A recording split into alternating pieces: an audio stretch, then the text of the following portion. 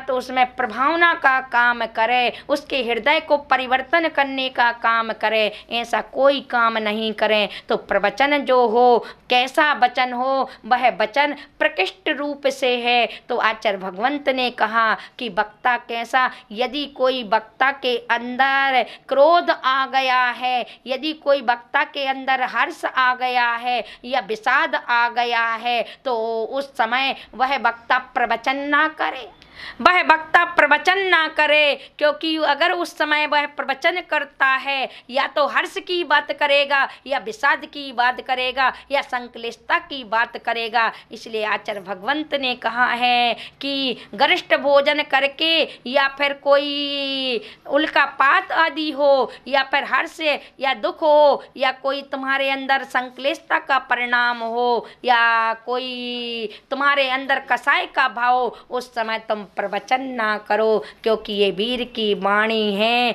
यदि दूसरे कान में जाएगी, तुम्हारी आत्मा में रहेगी, तो मात्र तुम्हारी आत्मा तक ही यानी कि क्या करेगी, खराब करेगी। लेकिन किसी की वह कान में जाएगी तो उन सब की आत्मा खराब कर देगी। इसलिए बोलने का अधिकार नहीं है। ये वीर की वाणी को पर्चा तो करना, लेकिन जिरवाणी के रूप में करना। अर्थात आज प्रवचन तो चल रहे हैं, लेकिन प्रवचन को ये नहीं समझ रहे। प्रकृष्ट वचन है, ये वचन ऐसा होना चाहिए, वह जो कोई आचारों के प्रणीत हो, जो तुम्हारी कसायों को मंद कर दे, ऐसा वचन होना चाहिए। जो तुम्हारे विषयों को मंद कर दे, तुम्हारे मोह रूपी अंधकार को नष्ट कर दे, ऐसा वचन होना चाहिए। तो कहते हैं वीर की वाणी, जिनवाणी या पर्चा तो वही कहलाता है कि जो एक हाथ की रोटी होती है, तो हाथ की रोटी जो इतनी टेस्टी होती है, वो बेलन की रोटी टेस्टी नहीं होती है। देखिए आपके यहाँ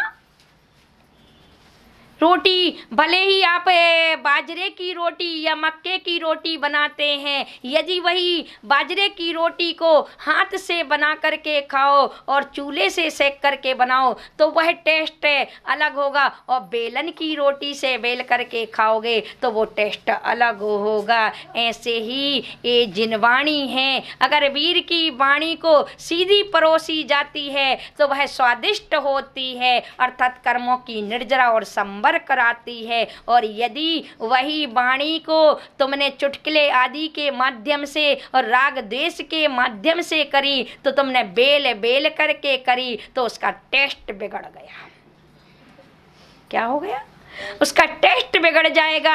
और यदि टेस्ट बिगड़ जाएगा तो तुम्हारी जीव का पुष्टि तो कर देगा, लेकिन तुम्हारे पेट को अस्वस्थ कर देगा, शरीर को अस्वस्थ कर देगा। जैसे चाय है, अंग्रेजों ने चाय दे तो दी, तुमने चुस्की ले ली और ताजगी जैसी दिखती तो है, लेकिन शरीर को नष्ट कर देती है। क्या कर देती? नष्ट कर देती है। उसी प्रकार से ये वीर की वाणी है, यदि इसे मूल रूप से यानी कि जो पूर्व आचार्यों के द्वारा कही गई है, तो वह संबर निर्जरा का काम कर देगी। तो पर्चा तो करो, लेकिन उस पर्चा में पर्ची का रूप ना हो, अर्थात तारी मारी राग देश की बातें ना हो, ना तो तेरे पंथ की बात हो, ना इसके पंथ की बात हो, ना एकांत की बात हो। क्योंकि देखिए मात मारीच ने पर्ची कर दी थी, उस पर्ची का क्या कर दिया था, अर्थात 363 मत चला गया। क्या कर दिया?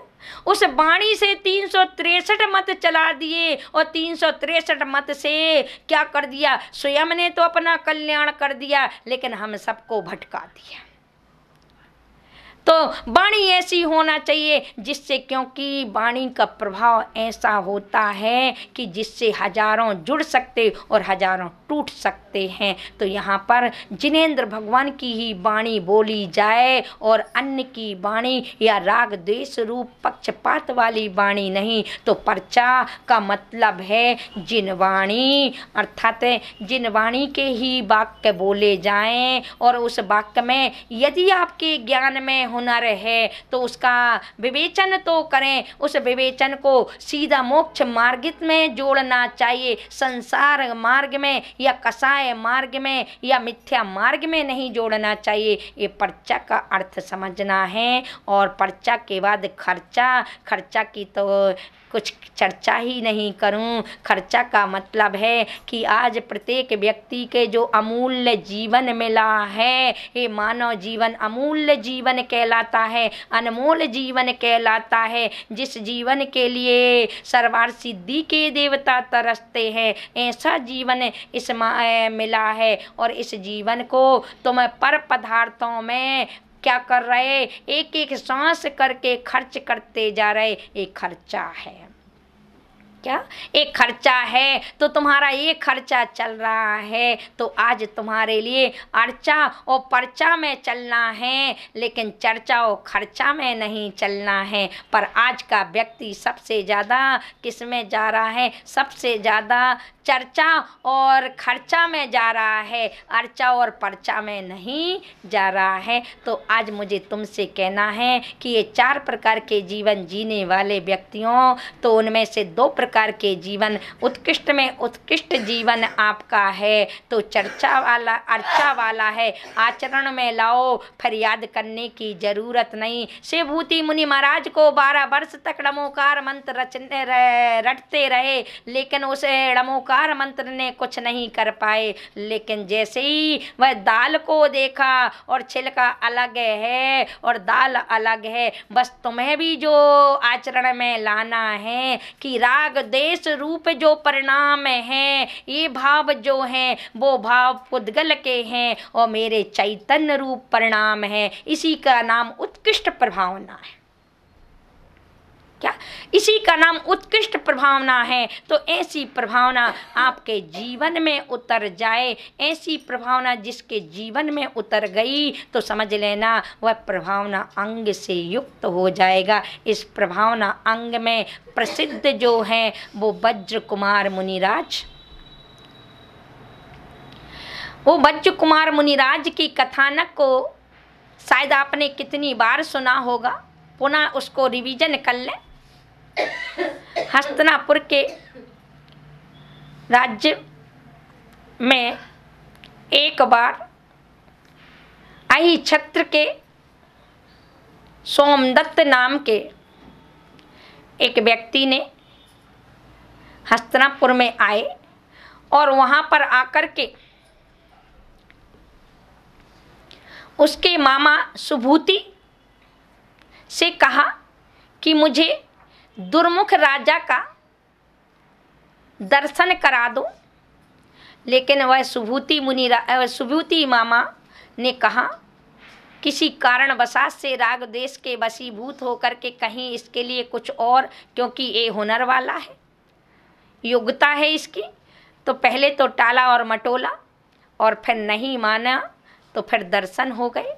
और दर्शन होते ही उसकी योग्यता को देखकर, उसकी कला को देखकर, उसके हुनर को देख कर के उस राजा ने, दुर्मुख राजा ने उसे मंत्री बना दिया और मंत्री बना करके अहि छत्रपुर में रहने वाला था और यहाँ का मंत्री था।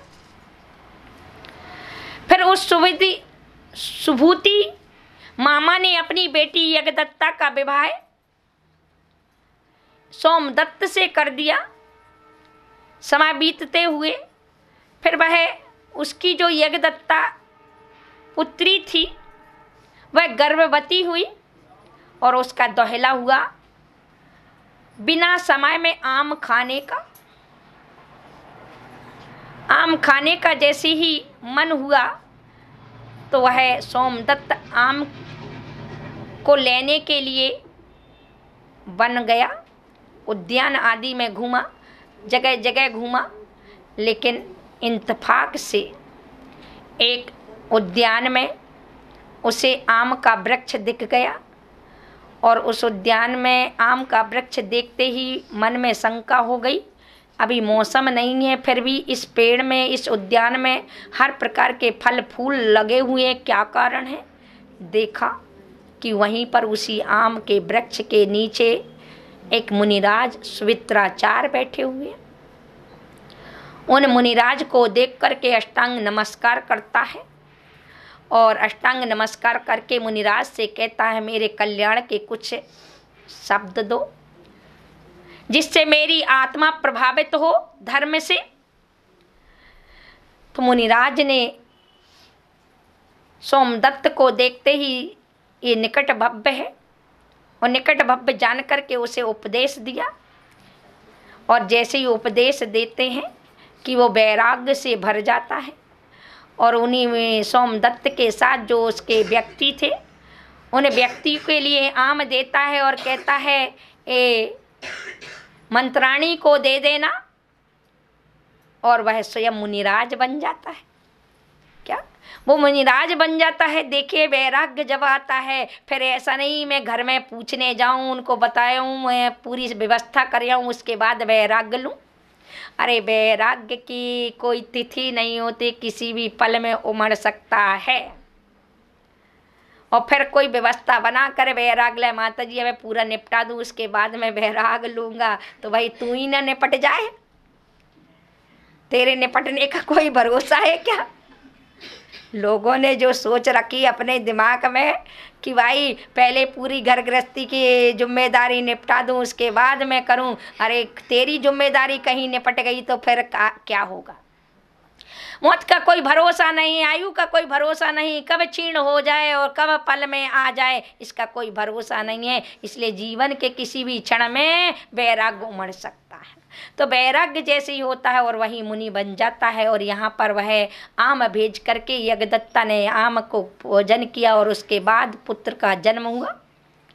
पुत्र का जन्म होते ही जैसे ही पता चलता है कि मेरे पति तो मुनि बन गए, अब उसे बहुत रोष आता है और अपने भाई के साथ जाकर के जहाँ पर वो मुनिराज नावी गिरी पर मुनिराज अपनी साधना कर रहे थे सोमदत्त और साधना में तल्लीन थे, ये बड़े मन में क्षुभित थी, क्रोधित थी और क्रोध में आकर के गालियां देने लगी और बच्चे को पैर पर लिटा करके आ गई।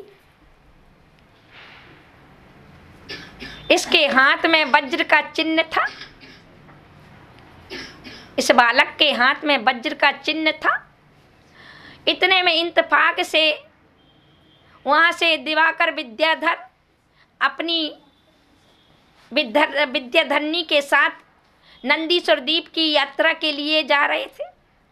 अचानक उसका विमान अटक गया तो उसको देख कर के क्या बात है तो देखा यहाँ पर तो मुनिराज है और मुनिराज के दर्शन करके देखा कि मुनिराज के कदमों में ये तो बालक है। उस बालक को उठाता है और बालक को उठा करके अपनी पत्नी को देता है और विद्याधरनी उसको लेकर के बड़ी प्रफुल्लित थी। उसके लिए निसंतान था, निसंतान होने की वजह से वह बालक को पाकर के वह बड़ी खुशी हुई, बड़ी प्रसन्न हुई। जैसे ही वह प्रसन्न होती है और उस बालक का पालन पोषण अपनी संतान के समान करता है और फिर वह दिवाकर जैसे ही वो बालक बड़ा होता है, बड़े होकर के वह कनक नगर में विमल वाहन नाम के राजा के यहाँ पर वो पढ़ने के लिए भेजता है। वहाँ पर वह अध्ययन आदि करता है, सारी विद्याएं सीखता है और उसके बाद उसका वह उसी विद्या अध्ययन के अंतराल में वह अध्ययन करता है। वहाँ पर जाता है कि वहाँ पर एक गरुण बेग नाम के विद्याधर की पुत्री पवन बेगा उसे एक जंगल में साधना कर रही थी और सिद्धि कर रही थी। उस सिद्धि के दौरान में हवा का झोंका चढ़ता है कि उसकी आंख में एक कांटा आकर चुभ जाता है।